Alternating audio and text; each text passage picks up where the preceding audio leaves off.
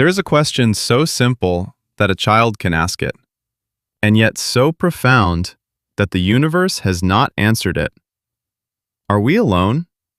Not in a metaphorical sense, not emotionally, but physically, biologically, cosmically. Are we the only place in this vast universe where atoms have come together to become aware of themselves? Look up at the night sky. Every star you see is not just a point of light. It is a sun, a massive burning sphere of nuclear fusion, surrounded, in many cases, by planets, worlds. Some of them frozen, some of them scorched, and some, perhaps, just right. Now think about this. The light from some of those stars has traveled for thousands, even millions of years, just to reach your eyes. You are not just looking at space, you are looking into the past. And somewhere in that vast, ancient darkness, there may be other minds, thinking, questioning, wondering, just like you. And yet, we hear nothing.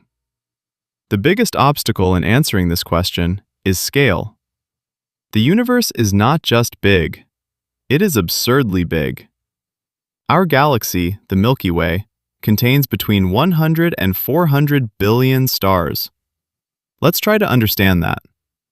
If every star were a grain of sand, the Milky Way would be a beach stretching across continents. And our Sun? Just one grain among billions. Now zoom out. The Milky Way is not unique. It is one galaxy among trillions. Each galaxy filled with stars. Each star potentially hosting planets. Pause. Let this land. There are likely more planets in the universe than there are grains of sand on Earth. This changes everything, because probability behaves differently at this scale. Events that are extremely unlikely become inevitable. In 1961, astronomer Frank Drake tried to quantify this mystery. Not to solve it, but to make it thinkable. He created the Drake equation, a way to estimate how many civilizations might exist in our galaxy. It breaks the question into parts. Not, are we alone? But, how many opportunities are there for life to begin? How many chances does the universe get? We start with star formation, then planets, then habitable conditions, then life, then intelligence, then technology, then survival. Each step acts like a filter. And here's the critical insight. We don't need every step to be common. We just need them to happen often enough. But we don't know where the rarity lies. Let's start at the beginning. Life. On Earth, life appeared surprisingly quickly. Within a few 100 million years of the planet cooling, life emerged.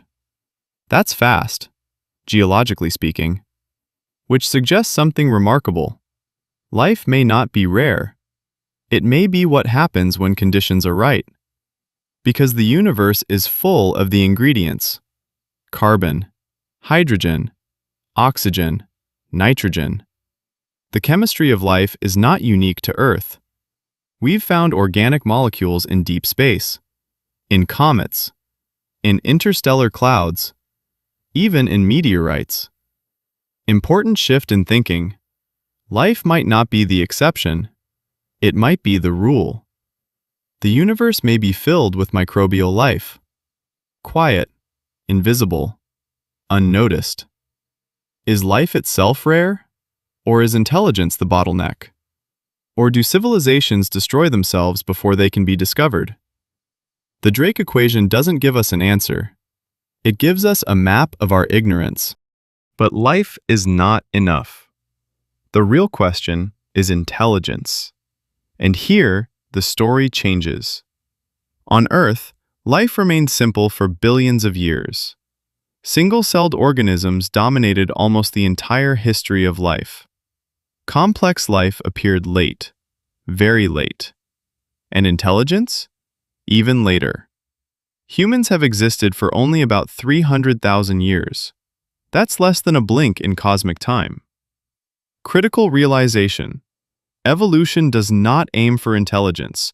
It selects for survival. And survival does not require self-awareness. This means a planet could be full of life and never produce a civilization. Now we reach the paradox. First asked by Enrico Fermi, if intelligent life is common, where is everybody? The universe is old enough. Civilizations should have had time to spread, to build, to signal, to leave traces. And yet, we see nothing. No megastructures, no alien probes, no confirmed signals, only silence. But this silence is not empty. It is loud, because it contradicts what probability suggests. One possible answer is the Great Filter, a barrier so difficult to pass that almost nothing gets through. It could be behind us, meaning we are incredibly lucky, or ahead of us, meaning we are not yet safe. If civilizations tend to destroy themselves, then the silence we hear may not be emptiness. It may be extinction. So, are we alone?